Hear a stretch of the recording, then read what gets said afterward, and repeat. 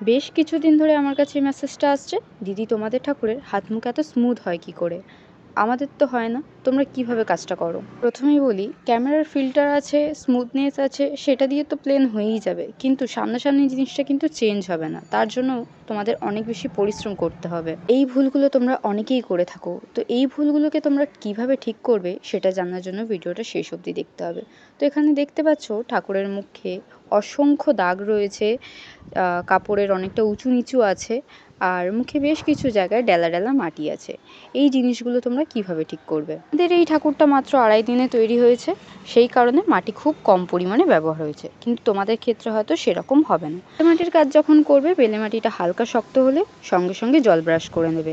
তারপর যখন তোমরা ফাটা মারবে তখনও কিন্তু একবার জল ব্রাশ করবে।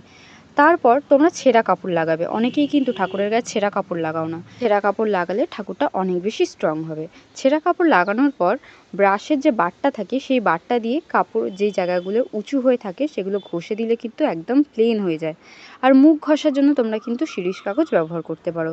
সব কিছুর পর তোমরা যেটা ব্যবহার করবে সেটা হচ্ছে গোলা মাটি। গঙ্গা থেকে 2 রকমের মাটি পাওয়া যায়, একটা বেলে মাটি, একটা কালো মাটি। এটা হচ্ছে কালো মাটিরই একটা পাতলা পেস্ট। গঙ্গার মাটি না থাকলে যার কাছে যেই মাটি আছে সেটা পাতলা করে ব্যবহার করতে পারো। এখানে 2 রকম মাটি আছে, একটা ছেঁড়া কাপড় লাগানোর জন্য আর একটা কাপড় লাগানোর পর ঠাকুরটাকে প্লেন করার জন্য। তো এইভাবে তোমরা যদি কাজ করো আমাদের মতন, তোমাদের কাজগুলো কিন্তু অনেক বেশি পরিষ্কার ও সুন্দর হবে।